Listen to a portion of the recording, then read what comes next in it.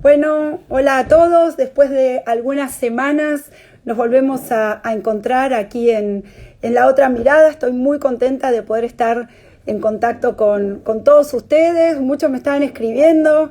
¿Qué pasa, Cintia? Que no volviste a hacer los encuentros. Y la verdad es que estamos hablando mucha gente, hay muchos vivos constantemente. Yo estoy muy contenta también por toda la actividad, ¿no? De tanta gente en todo el país que nos está llamando, convocando. Pero lo cierto es que ahora vamos a tener toda una serie de entrevistas que tienen que ver con la economía. Y hoy, lo tenemos a Ricardo López Murphy y va a ser un privilegio poder charlar con él. Me estoy viendo que ya está en contacto el Ricardo. Hola, Ricardo. ¿Cómo le va, Cintia? ¿Cómo está? ¿Cómo le va? Qué alegría poder estar en contacto con usted. No, y la mía también. Muchísimas gracias por este tiempo. La verdad que, usted sabe que lo aprecio muchísimo por muchas razones. Es de los grandes de la Argentina, de los grandes en todo sentido, ¿no? Muchas gracias. Sí, sí, sí. Así que, primero, para los que... Usted y a su familia. ¿Cómo? Yo le aprecio mucho a usted y a su familia. Muchas gracias, muchas gracias. Bueno, primero, digamos, antes de empezar a charlar, que para aquellos que en realidad todo el mundo lo conoce, ¿no? Pero para aquellos que me gustaría contar que, usted es licenciado en Economía en la Universidad de La Plata, sé que después hizo el máster en la Universidad de Chicago, una famosa universidad en donde, muchos premios Nobel han trabajado y se han recibido ahí, así que me imagino que para usted debe haber sido también, ¿no? Un privilegio poder. No tenemos tantos referentes políticos que hayan estudiado y hayan tenido un máster con tanta exigencia, ¿no? No, ha sido una buena oportunidad, he sido muchos años profesor. Usted que ha trabajado mucho conmigo sabe de mis exigencias Sí, y sabe de la seriedad que yo pretendo que tengamos en la vida cívica, porque en el fondo usted lo conoce muy bien, Cintia. Nosotros tenemos que dar el ejemplo. Parte de la tarea es tener un comportamiento que dé lugar a la emulación, no un comportamiento que nos avergüence. Eso es lo importante. Eso no solo es en las conductas éticas, sino también en cómo nos preparamos para la tarea que tenemos que hacer. totalmente. El profesionalismo, eso es lo que nosotros también, siempre decimos, ¿no? Que lo importante de los valores con los cuales uno se mueve, pero por otro lado también la consistencia, ¿no? Profesional, podemos. Absolutamente.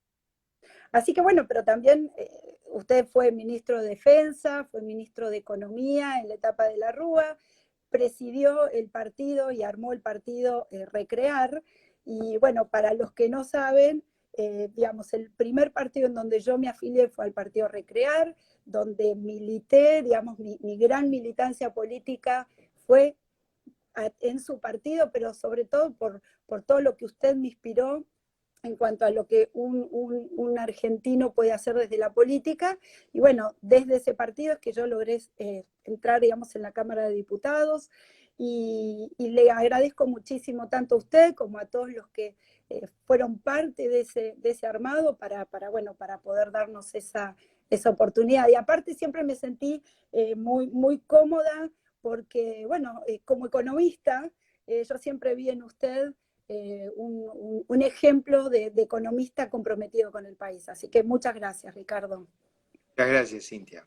No, yo Bueno, sí, siempre he valorado mucho su esfuerzo, como el de su padre, de toda su familia, porque y sus hermanos, porque en todos los casos yo creo que observé una gran dedicación y un espíritu de servicio.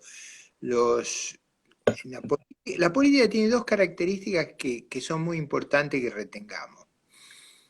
Una, ese espíritu de servicio, es decir, nosotros somos servidores públicos, no es que los ciudadanos o la gente tiene que estar a nuestro servicio, es decir, nosotros somos servidores públicos, políticos y en gran medida en los mandatos políticos somos servidores públicos por un tiempo limitado. Eso es muy importante entenderlo. Cuando los políticos se quieren quedar siempre ahí, ya entramos en problemas. O sea, a veces se ignora, pero la gran transformación que George Washington hizo cuando deja su segunda presidencia y se produce la sucesión de la República de Estados Unidos de Norteamérica por elección, y ya no por consanguinidad, esa fue una revolución política formidable.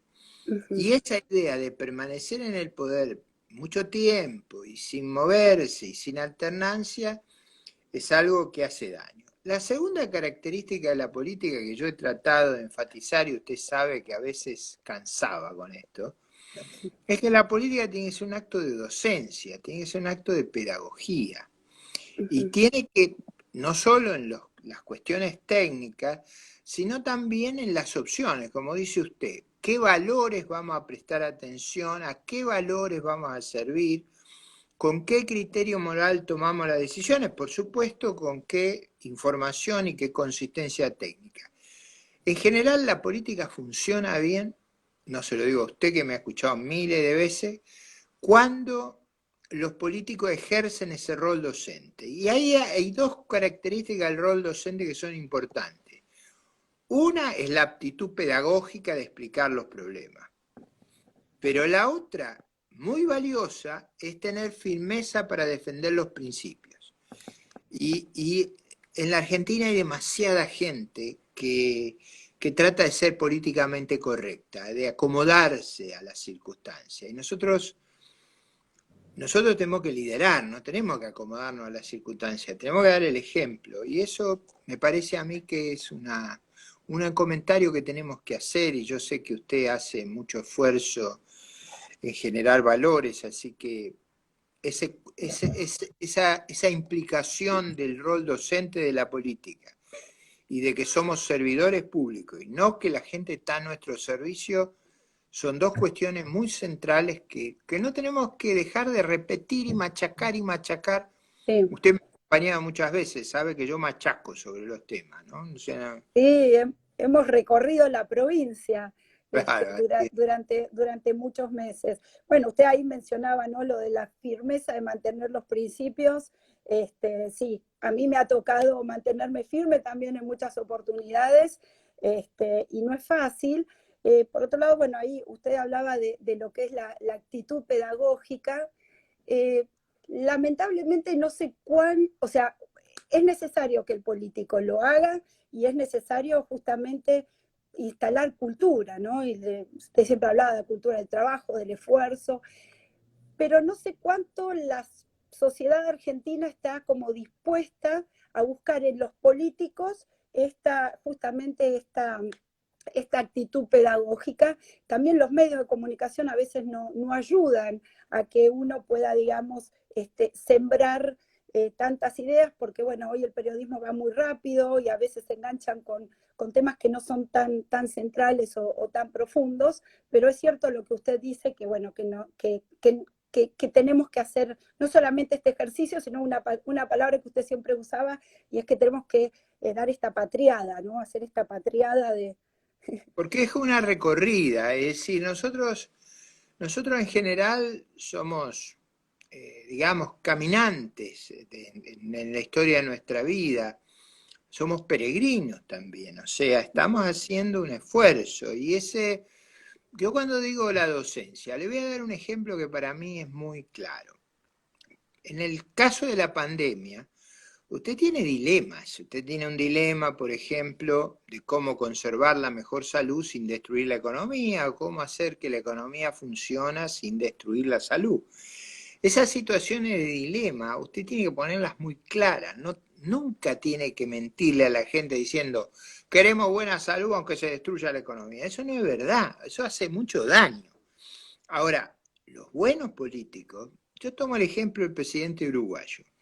Él explica con mucho cuidado, usted ve la insistencia con que argumenta, y yo creo que hay un valor en eso, hay un valor importante en argumentar, explicar por qué tomamos una decisión, qué costos o qué digamos, intercambios con otros metas tenemos. ¿Por qué hicimos determinadas cosas? Yo, por ejemplo, encuentro la política argentina en el caso de la pandemia incomprensible. Yo creo que hemos producido un costo inmenso en materia económica sin que eso tuviera una contrapartida correcta en materia de salud. Yo creo que se podría haber diseñado un sistema distinto que evitara dos cosas que a mí me tienen muy preocupado. Y se las voy a decir no necesariamente en orden. Una, usted produjo un cierre de actividades económicas que va a dejar un tendal de problemas por mucho tiempo, como el encierro de la gente va a dejar consecuencias psicológicas, frustraciones, conflictos. Y en segundo lugar, usted inhabilitó la enseñanza de una gran fracción de nuestra población. Y, y yo digo, lo que a mí más me tiene preocupado, después le voy a contar una cosa ya que usted se refería a los programas de la televisión, lo que a mí me tiene preocupado son alrededor de 40, 50% de los chicos no ha tenido acceso a la escuela. Eso hace perder la disciplina escolar y hace perder la disciplina del estudio. No es fácil recuperar eso cuando se pierde. Yo allá por principio de abril hice una propuesta que no, por esas razones que usted dice, no fue tomada. Yo quería que la televisión pública hiciera los lunes, miércoles y viernes 4 grados y los martes, jueves y sábado otros 4 grados, que se dedicara a la educación. 2 horas para cada.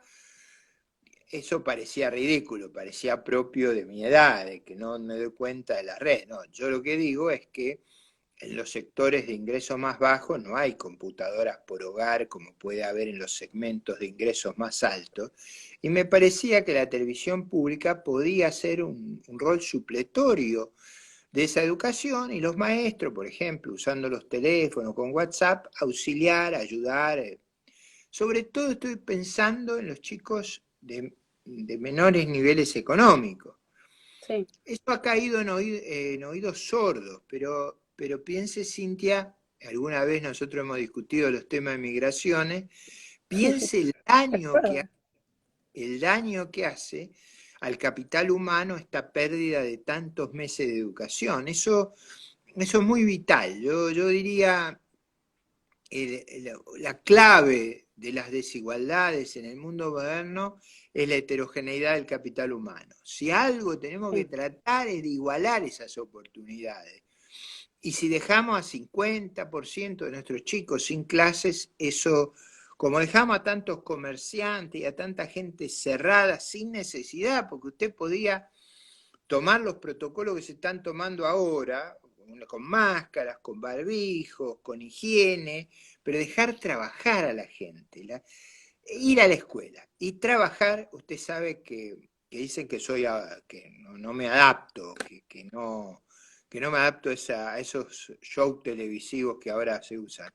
Yo hubiera preferido que la televisión hubiera dado clase de la mañana a la noche y lo hubiera hecho una forma de cubrir durante unos meses esta ausencia de clases y hubiera hecho que los comercios, los hoteles, todos abrieran, o sea, con protocolos sanitarios adecuados, pero que no estuvieran con ese ahogo que ha generado una crisis tan profunda.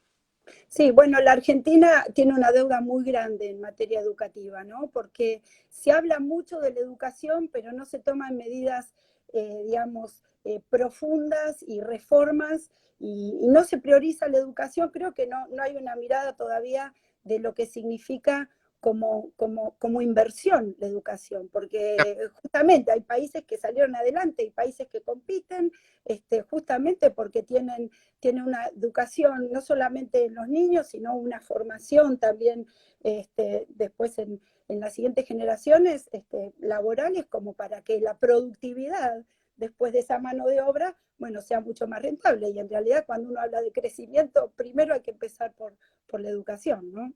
Exactamente, esa es la clave. Sobre todo piénselo en este contexto de la vida digital. Mire, para usted que es mucho más joven que yo, es más fácil esto, pero piense esta maravilla de que estemos dando este programa por Instagram. ¿A usted no la Sí. asombra que hagamos un programa con total autonomía, sin tener que depender de un medio televisivo, que la gente se conecta con nosotros, Sí. nos escucha.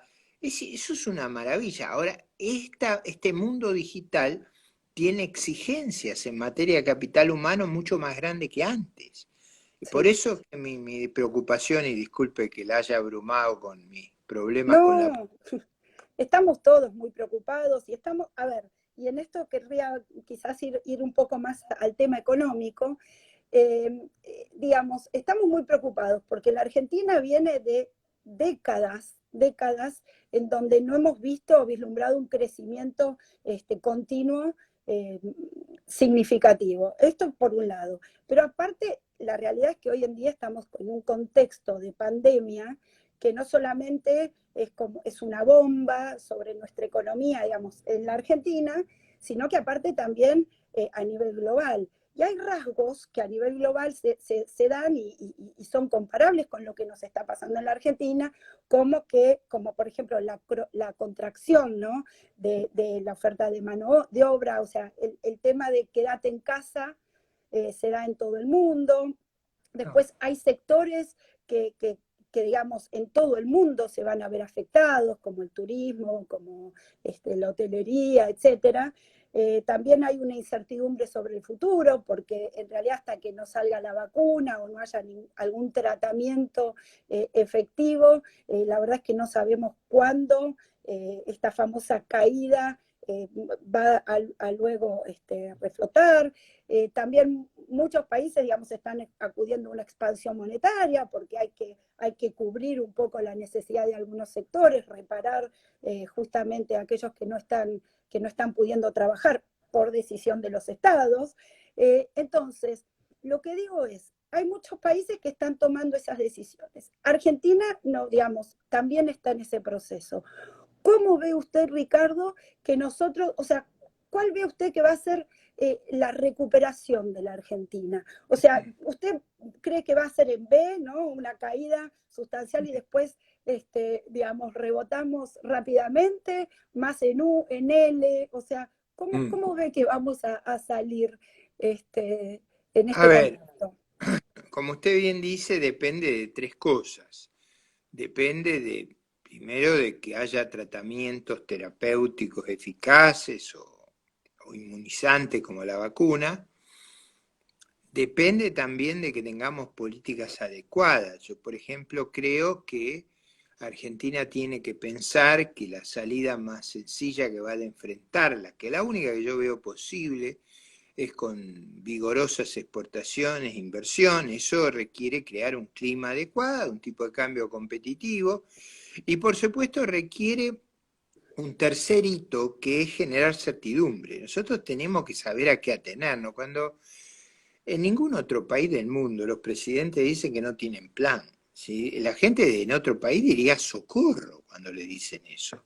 En general, nosotros necesitamos saber a qué atenernos en la vida empresaria, digamos, en la organización de la sociedad civil, en los emprendimientos deportivos, digamos, los gobiernos tienen presupuesto, tienen programas de actividades, tienen metas, tienen criterios de éxito.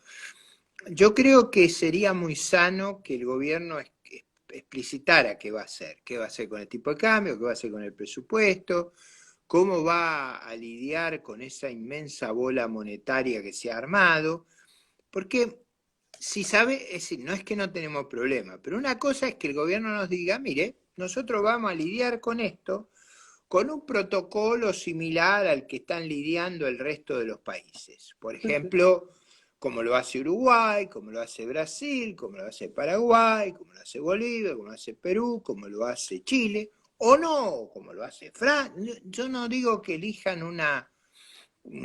simplemente un vecino, pero nosotros necesitamos cierta certidumbre. Entonces yo le diría, la recuperación va a ser tanto más rápida cuando tengamos más claro la naturaleza de las terapias o de la vacuna, cuando tengamos una organización muy clara ligada a las exportaciones, porque como no vamos a tener préstamo, si no vendemos no tenemos con qué comprar y nuestra industria depende en gran medida de los insumos importados. Y en tercer lugar, cuando tengamos esas balizas que nos digamos el camino por acá. Puede que a mí no me guste, estoy diciendo que me va a gustar, pero al menos voy a saber a qué atenerme. Hoy yo creo que un factor muy negativo es la enorme incertidumbre. Fíjese, el fin de semana pasado, además del tema de la marcha, el gobierno discutía si iba a vender $200 por familia por mes o no. Eso crea una incertidumbre enorme, eso tienen que explicarlo de una vez. ¿Cómo van a hacer? ¿Se están quedando sin reservas? ¿Cuál es el problema? Si usted lo explica, acuérdese esa idea docente. Si usted explica, ahora, si usted no puede explicar, sí que tenemos un problema. Lo que a mí me gusta cuando no explican es, ¿entenderán el problema que tienen? Ahí esa pregunta es más dura que una agresión. Sí, bueno, en función a justamente lo que usted venía mencionando, quizás son dos preguntas totalmente distintas, pero como que tienen que ver con lo que usted mencionó, me gustaría se los planteo y después usted me contesta, ¿no? Primero es que acabo de leer hace minutos que el ministro de Economía, Martín Guzmán, justamente habló de que una de las salidas y de los programas que van a, digamos, a reactivar la economía es a través de la obra pública.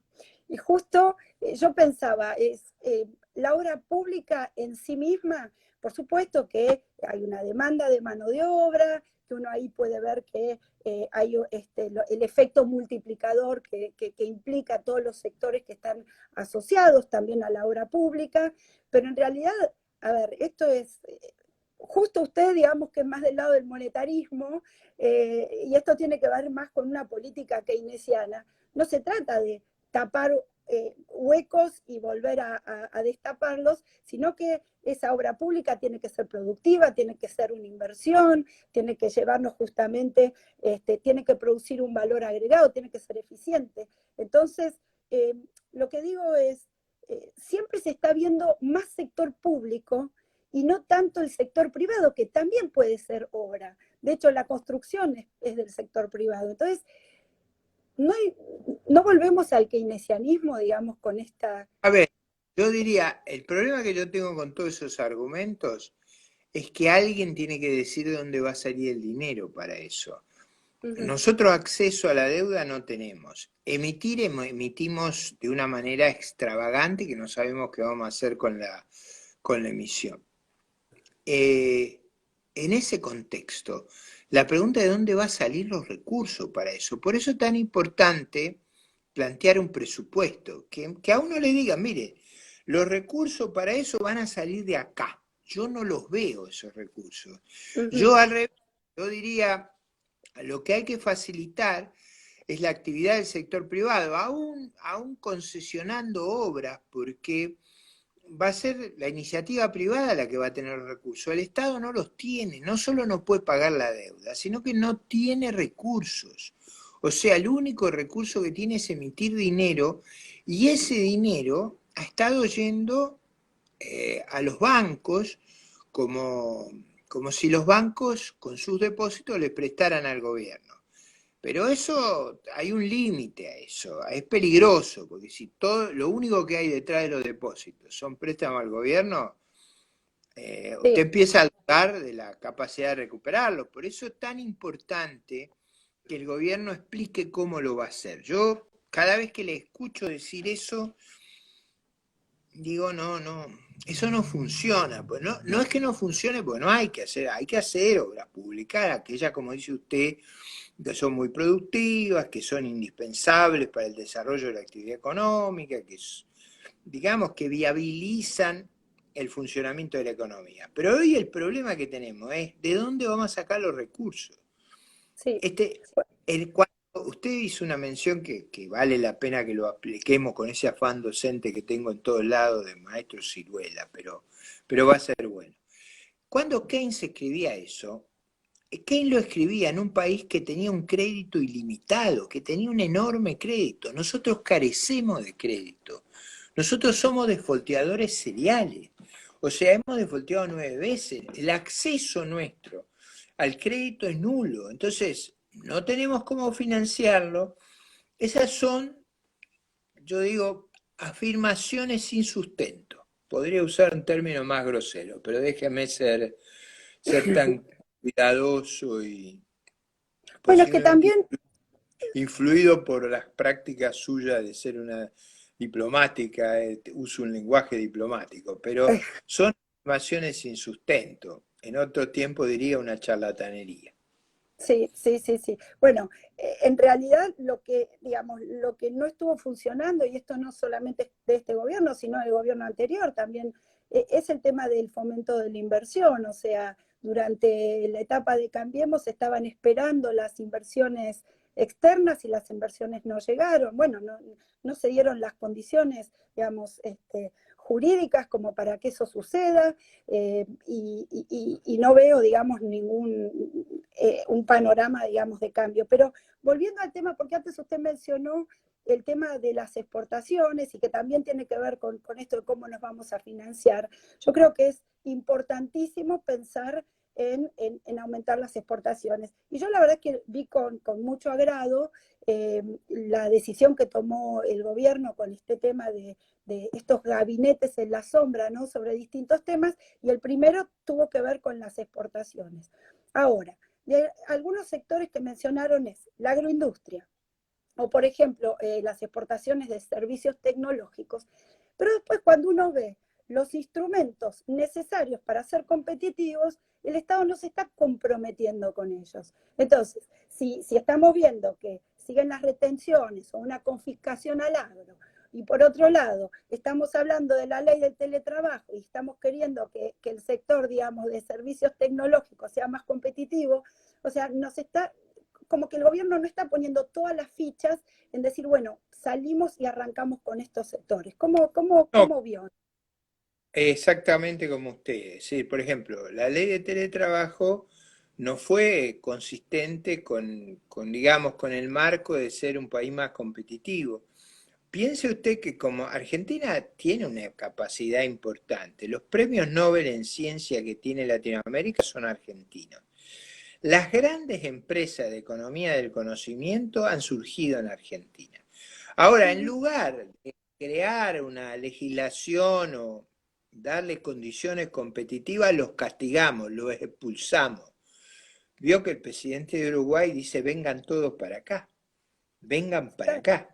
Y sí. nosotros expulsamos a los que generan riqueza, los Ujú. insultamos, los agredimos. Yo creo que ese es un error inmenso, porque fíjese, en la economía del conocimiento, en toda la cadena agroindustrial, en la cadena de servicios turísticos, porque usted me dirá, bueno, ahora con la... Bueno, pero eso se va a recuperar, la humanidad va a prevalecer sobre el virus, finalmente va a descubrir el tratamiento adecuado, no digo que sea inmediatamente, pero va a descubrir la vacuna, eso se va a normalizar. Yo tengo una inmensa expectativa que el sector turístico argentino en los próximos años sea una palanca enorme de empleo y de desarrollo.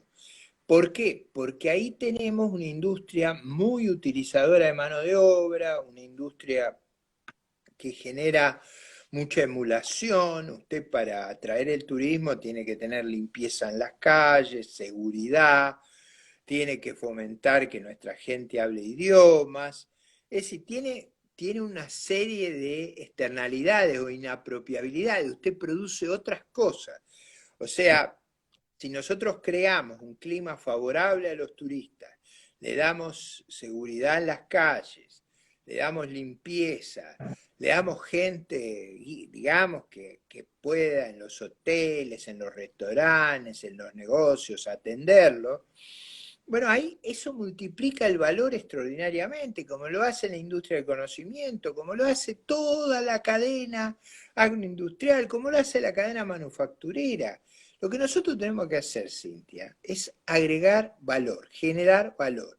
Generar valor significa trabajar genuinamente, no vivir de planes y no vivir de conchavos estatales. Es decir, todos esos mecanismos que bueno, que la politización enferma de nuestra sociedad ha generado.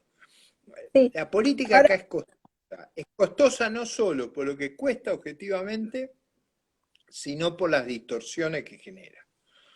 sí, totalmente. Ahora, cuando usted recién estaba mencionando, ¿no? También los esfuerzos que hay que hacer para, digamos, poder alinear todo esto. El otro día estaba escuchando, muy interesante me pareció, el debate que tuvo el debate, el vivo que hizo con Milei, con Milei, y hablaron como una hora 40 de economía, que me encantó porque aparte me hizo volver a decirme, quiero volver a leer a tal o tal autor, hacía mucho que no veía un debate tan profundo en materia económica, pero ahí, bueno, hablaban ustedes del principio de la convergencia, ¿no? La convergencia para el crecimiento, y usted mencionó una frase que era de Duhalde, de hace 2 décadas, que decía que Argentina estaba condenada al éxito, ¿no? Y que esto no es cierto, se tienen que dar muchas cosas para que esto suceda, no cae del cielo, lamentablemente, hay que hacer un gran esfuerzo. Pero yo decía, y esto ya quizás también hacia una interpretación más política, es que hoy estoy viendo que la gente cree que la Argentina está condenada al fracaso.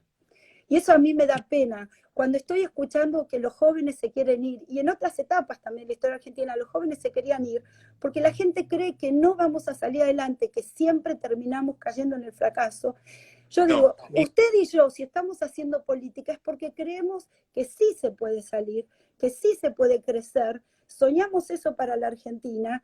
Entonces, lo que le quiero preguntar es, ¿cuál, digamos, ¿cuáles serían las herramientas que hoy, digamos, le podemos proponer a la gente para decir, no estamos condenados al fracaso y hay que trabajar para volver a ser exitosos como algún día lo fuimos? está muy bien. Usted tiene una experiencia muy valiosa, usted ha sido diplomática en varios países y conoce la realidad mundial muy bien. Un conocimiento de la realidad del mundo hace constatar que esta zona del mundo es una zona de paz. Acá no hay conflictos limítrofes, no hay conflictos raciales, no hay conflictos religiosos. Convivimos en paz, o sea, hay una suerte de ecumenismo, hay una gran tolerancia. No tenemos conflictos atómicos, misilísticos, bacteriológicos, químicos, es decir, las amenazas terribles que hay en otros países acá no las hay. No. Entonces, ese área de paz tiene una ventaja que no es menor en el mundo contemporáneo, es una ventaja muy importante. Ahora, ¿qué requiere el crecimiento económico para, como usted decía, ni estamos condenados al éxito ni condenados al fracaso? Depende de nosotros. Es decir, esa es la idea del libre albedrío, depende de lo que hagamos. ¿Qué es lo que tenemos que hacer para ser exitosos en materia de crecimiento? Yo diría dos cosas. La primera es crear las reglas de seguridad jurídica. Es muy difícil ser exitoso si usted no sabe si se va a respetar la propiedad privada, su mérito, su esfuerzo, si en última instancia el Estado no es un ladrón estacionario que lo saquea Uh-huh. permanentemente. Entonces, seguridad jurídica es un punto vital. El segundo punto es que se crece por tres razones. Se crece porque aumenta el capital per cápita con la inversión, se crece porque aumenta el capital humano, o sea, mejora la educación media de la sociedad, y se crece porque aumenta la productividad. Y lo que nosotros tenemos que hacer es crear esas balizas, o sea, dar certeza, certidumbre. ¿Vio? Cuando yo le digo que el gobierno diga cuál es el presupuesto, cuáles son las reglas de juego, eso es dar certeza y certidumbre. Segundo lugar, tenemos que recrear el espíritu de inversión en Argentina. En general, parte de la no inversión es porque hay un temor bárbaro a que el gobierno le cambie el régimen impositivo y lo saquee. Usted vio que este gobierno subió los impuestos. Mire, hay tasas de impuestos que se multiplicaron por 9. Por 9.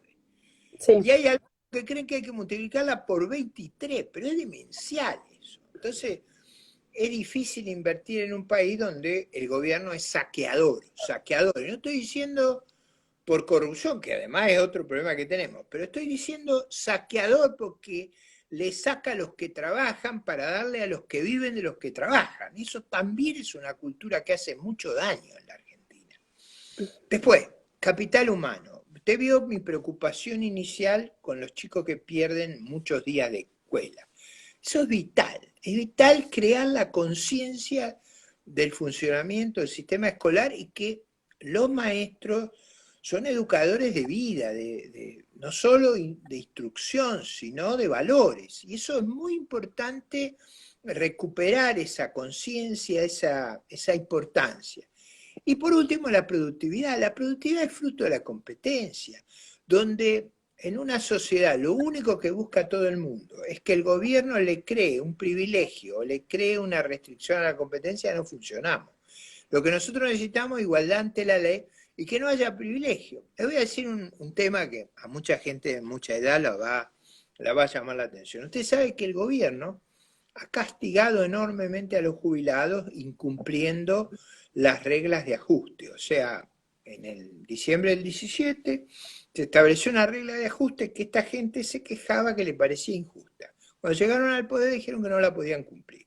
Sí, Bueno, usted ha castigado a jubilados que ganan 18.000 a 120.000 pesos, le ha quitado, sobre todo a los que están un poquito más arriba, le ha pegado un mordiscón enorme. Al mismo tiempo usted tiene un juez como Zaffaroni que cobra de jubilación 860.000 pesos. ¿De dónde sale eso?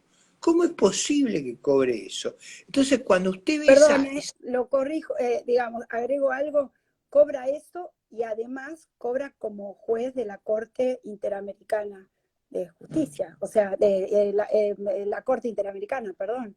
O sea, aparte ahí están cobrando porque... así que hay que sumarle eso, que es un cargo, digamos, que también nosotros hemos apoyado, y está bien que tengamos argentinos en los organismos internacionales, y ahora, bueno, también está Zaffaroni, la pero bueno. candidatura de Gustavo Vélez, Alvir, que bueno, la verdad que me parece una persona muy valiosa y sería fantástico, Cintia, pero bueno, yo volviendo. te digo esto, porque no hay ninguna razón. Yo creo que las jubilaciones tienen que tener un componente muy correspondiente con los aportes que usted hizo a lo largo de la vida. No es posible que a una persona que cumplió toda su vida, que aportó durante 40 y pico de años, usted la trate igual que a una persona que aportó 10 años, no aportó nunca y la jubilaron. Sí. Ahora, no hay ningún cálculo actuarial para que dé que Zaffaroni cobre 10, 12 veces un gerente de una empresa privada grande. Eso es lo que está Sí, pasando. sí, Entonces digo, totalmente.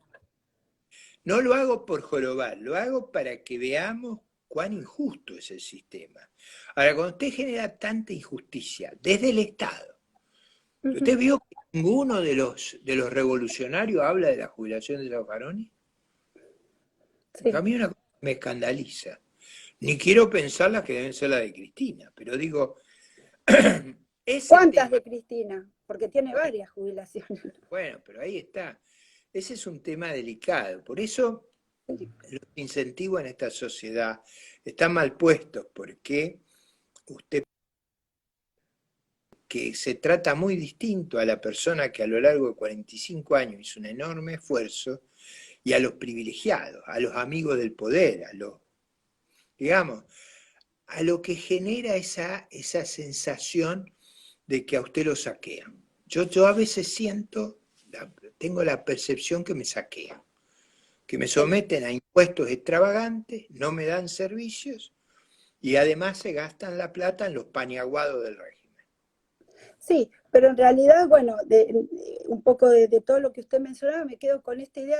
Acá tenemos un problema de la política fiscal, y esto no es solamente de este gobierno, sino que a lo largo de muchos gobiernos sigue aumentando el gasto público y sigue aumentando la demanda de impuestos, o sea, para poder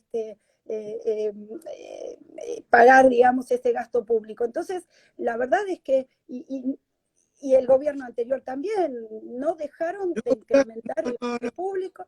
Yo no lo hago por este caso solamente. Yo creo que estas cosas hay que plantearlas a la sociedad. Por eso, cuando se acuerda cómo era la mentira del gobierno en la campaña electoral, El presidente decía que le iba a dar un aumento de 20% además de la indexación a los jubilados. Les pegó un mordiscón de eso que nos ha dejado anonadados. Pero además no tocó a todos los privilegios. Esos privilegios que son, a ver, si hubieran aportado el equivalente a eso es una cosa, eso nunca lo aportaron, ese es el problema. Entonces, yo digo, nuestra sociedad necesita un baño de verdad, necesita saber la verdad, y eso yo creo que es muy importante. Sí, bueno, yo sé, Ricardo, que ya tenemos que ir terminando, pero bueno, todo el mundo me pregunta el tema político, ¿no? Y hay algunos comentarios, algunos decían, uy, se tienen que unir todos los liberales. Y acá yo le quiero hacer una pregunta, ¿no? ¿Cómo ve esta idea de armar un gran espacio, un gran espacio, digamos, de oposición que reúna a distintos actores? Yo personalmente me hace a veces ruido esta asociación entre liberal, conservador o sectores de derecha, porque primero que en la Argentina no se entiende muy bien, tienen connotaciones más bien negativas, pero por otro lado porque a mí me gusta más pararme desde un lugar de lo que es la doctrina social cristiana, pero sé que los liberales lo ven como de izquierda, a quienes creemos que claro, que creemos que esos principios son valiosos y que nos unen a todos, porque cuando uno habla de la subsidiariedad del Estado, en realidad no es ni un Estado chiquitito ni un Estado enorme, sino el Estado que tiene que cumplir la responsabilidad de estar ahí donde hay una necesidad y que el mercado no lo cubre, y digamos, yo me siento cómoda en ese lugar. Entonces, a mí me cuesta cuando dicen, bueno, hagamos un gran espacio, de liberales y conservadores, porque digo, me siento como incómoda con esas palabras,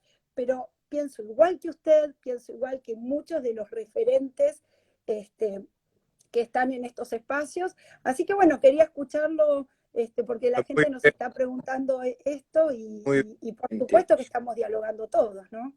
Usted sabe que yo he dicho en todos lados que hay que construir un frente lo más amplio posible, que concilie a los que defendemos la Constitución en un sentido amplio e integral, que nos sentimos decepcionados con la gestión anterior y que ese frente no tiene que ser sectario ni excluyente, ni tiene que guiarse por criterios restrictivos como los que usted mencionó. Tiene que ser lo más amplio posible y tiene que ser competitivo, y eso requiere que no se agregue mochilas o clichés que lo debiliten. Lo que yo he dicho, que a veces cuando combaten a gente de pensamiento liberal, yo dije que el frente tiene que tener a los liberales, pero no tiene que ser de los liberales. Como a mí me parece que hay gente que es más conservadora, a lo mejor que yo, que también tiene que estar, como hay gente más centrista que yo que tiene que estar. Lo que tiene que haber es un compromiso con el programa de la Constitución Nacional, que son sus declaraciones de derechos y garantías, su preámbulo, con la seriedad, exactamente, con la seriedad administrativa, con la responsabilidad, con la decencia. La oferta, si tengo éxito en la propuesta y en la convocatoria, va a ser lo más amplia posible. Va a tratar de ser lo más competitiva posible y seguramente lo que va a procurar es, primero, una oposición firme, tenaz, tesonera, frente a los excesos y extralimitaciones del régimen. Y en segundo lugar, yo no quiero en esto ocultarla a nadie, yo creo que en el 23 tenemos que formar una gran coalición republicana que nos asegure que el gobierno de los K y de la Cámpora se termina en el 23. Eso es lo principal. Después discutiremos un programa, el programa va a ser sensato y amplio. A mí me preguntan a veces, ¿y qué es lo que usted está proponiendo construir? Es bien simple. Miren lo que ha hecho el presidente Lacalle Pou en Uruguay y no le va a errar a lo que Ricardo López Murphy está tratando de convocar. ¿Tendremos éxito? No lo tendremos. Usted sabe que yo digo que yo no soy un dirigente político, que soy un emprendedor cultural. Estoy tratando de, en esta batalla cultural, generar un espacio que nos permita superar los odios, los rencores, construir. Usted me escuchó alguna vez en un desayuno religioso hablar de la concordia. Yo creo profundamente en la concordia. Romanos, ¿no? De Romanos. Esa vez cité a Lucas. Y lo cité con una frase terrible del Evangelio que es amar al enemigo. O sea, yo no guardo rencores. Yo no cobijo odios. Yo trato de mirar al futuro y trato de que creemos las condiciones que nos devuelvan la autoestima, un camino de prosperidad, un camino de realización para todos los argentinos, y ese llamado va a ser lo más amplio posible. Ahora, después del 23, cuando superemos los riesgos sobre las libertades en la Argentina, bueno, ahí habrá más matices, habrá otros juegos. Yo quiero asegurarme que el gobierno populista se acaba en el 23. Esa es mi prioridad. Si todos entendemos eso, en el 21 creo que lo que va a haber que hacer es competir, porque la coalición anterior no le podemos exigir que haga una autocrítica, usted sabe, una penitencia dura. Ellos harán su proceso y nosotros haremos el nuestro, avanzaremos, veremos. Nadie sabe, Cintia, cómo vamos a resolver los próximos 2 meses. La gente me pregunta qué voy a hacer en mayo del año que viene. Si yo lo supiera, ya lo estaría diciendo. Yo lo que digo es, voy a tender la mano. Si usted quiere, se lo voy a poner en una frase que a mí me impactó siempre. Yo le voy a decir, venga y vamos, póngale el hombro al país, marchemos juntos para recuperarnos. Sí, sí, me quedo con esas palabras y bueno, la verdad que bueno, nosotros también seguimos trabajando en ese sentido, creemos que tenemos que convocar a hombres y mujeres de buena voluntad, trabajadores comprometidos con la sociedad y que están preocupados y que tienen mucho para aportar, a que se animen también a dar el paso hacia la política, que se animen a ver a políticos como nosotros que estamos haciendo mucho esfuerzo y que nos acompañen y que nos apoyen, confiando en que se puede. Y usted hablaba de lo que nos reúne, y yo creo que la primera palabra que nos reúne es la república. O sea, lo que queremos es que los poderes cumplan su función, que el Congreso funcione, que la justicia sea independiente, que el Ejecutivo sea eficiente, que no cobre tanto y que no gaste tanto.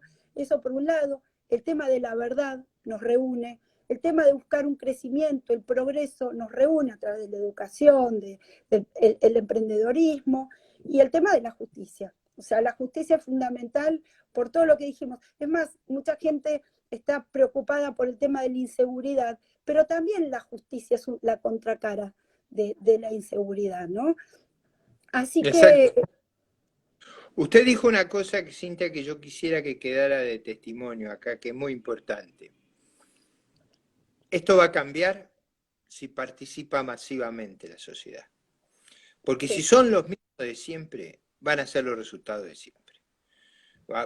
Yo, por ejemplo, mañana presento en Santa Fe a una junta organizadora, que son toda gente muy joven.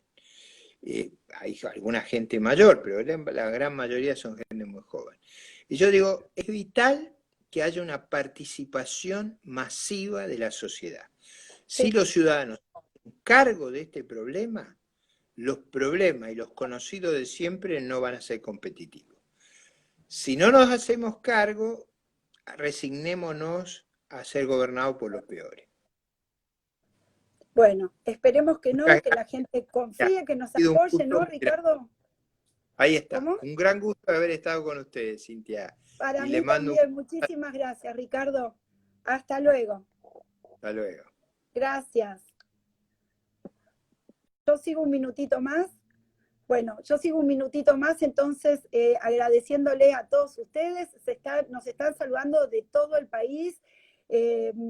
Algunos preguntaban el tema del aborto. No, digamos, no se lo pregunté porque yo sé cómo él piensa, él es un hombre que está a favor de la vida, él comparte nuestros valores, así que no necesitaba preguntárselo, pero sí se los quiero aclarar a ustedes, aquellos que estaban, digamos, preocupados por esa posición del doctor López Murphy con respecto a este tema. También es un hombre de familia y un hombre que acompaña todo lo que tenga que ver con la familia.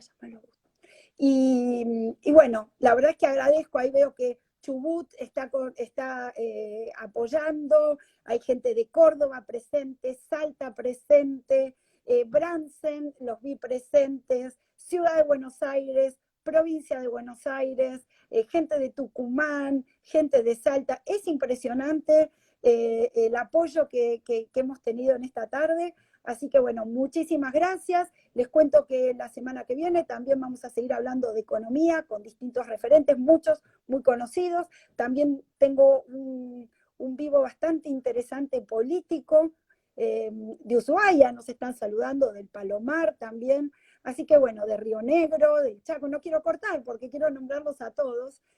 Muchísimas gracias.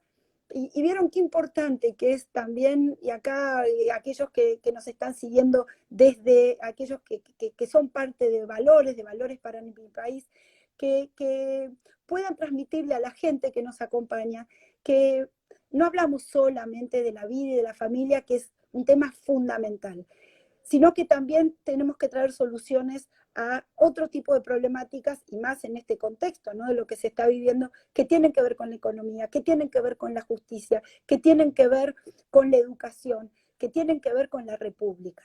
Y estamos comprometidos para ello, así que bueno, síganos en cada uno de estos vivos porque vamos a seguir hablando con distintos entrevistados de todos estos temas que a ustedes les interesan. Gracias, Dani Di Paolo, presidente de Valores para mi país, provincia de Buenos Aires, porque decís ahí que están apoyando mi candidatura, tu candidatura, bueno, la de muchos de estos espacios. Así que bueno, un abrazo para todos. Hasta la próxima.